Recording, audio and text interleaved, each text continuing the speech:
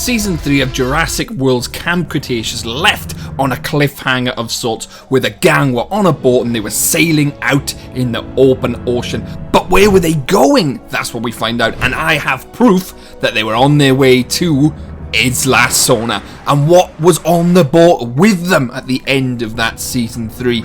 All that is going to be answered in today's video for you, so stick around. Now, this is your friendly spoiler warning. This will include spoilers from Camp Cretaceous, so if you haven't seen any of the previous seasons, I recommend leaving this video until then. But if you have, sit down, relax, stick with me, Shadows, and I will get you right into the video. Think, what haven't we tried yet? So first things first, how are they heading to ISLA SORNA, you ask? Well, I'm glad you asked that question. There are various theories out there on the internet at the moment, but I'm going to show you the basic proof that they are indeed on their way to ISLA SORNA. So first things first, let's cast our minds back to Season 3. And the end of Season 3, we see them on the boat and they're sailing off into the sunrise, which is quite clearly, in any world logics, a sunrise rises in the east, sets in the west. Now, the data we have on the world heading towards the east would indeed head them back to Costa Rica, the mainland, and they will be home. So, why do I think they're going to ISLA SORNA, which is actually in the west, well, southwest to be specific? Why do I think they're heading there? So, the reason I think they're heading there is the fact that they're following a compass, which I believe to be actually broken. Now, there are some great scenes in Season 3 which show this compass to be not working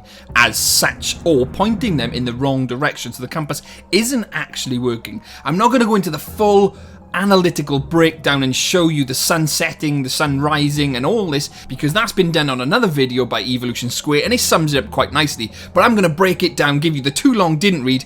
Basically, in specific scenes with Kenji having the compass, you can look at the sun and the sun shows you which direction they're actually facing and which direction the compass is actually showing them, and it's completely the opposite. But I'm not going to go into the finer details because that's left in a different video by Evolution Square.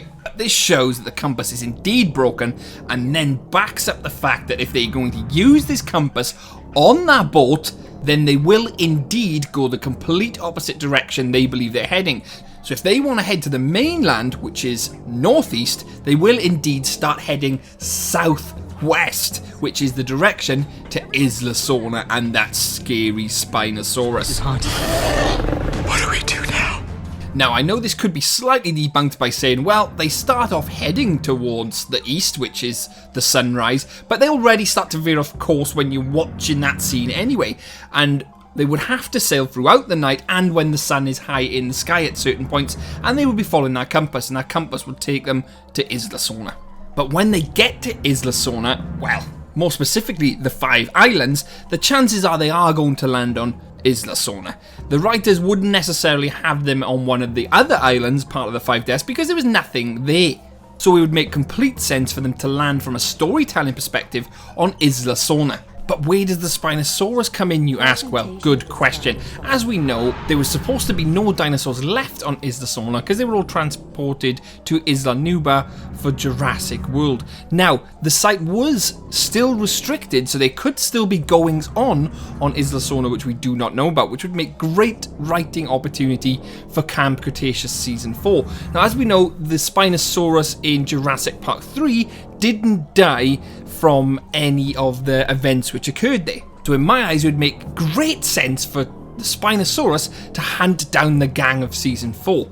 Now, I do have more than speculation on the Spinosaurus returning. There is also a Spinosaurus toy released in Camp Cretaceous boxing, so that could indicate that they could be returning, but it could also indicate that they're just trying to market a Spinosaurus because Camp Cretaceous has been released. But something doesn't smell quite right, so I think Spino is going to make a return for Camp Cretaceous Season 4.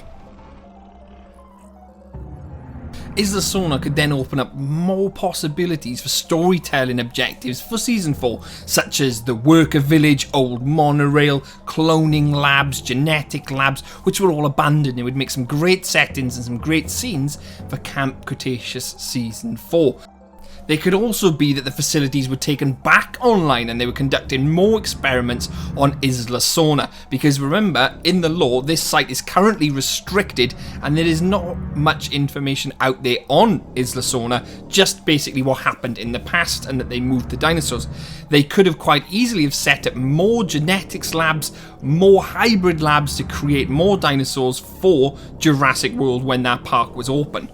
And let's not forget, Wu is still out there at large with all this data, so he could quite easily be being transported to an off-site location on ISLA SORNA.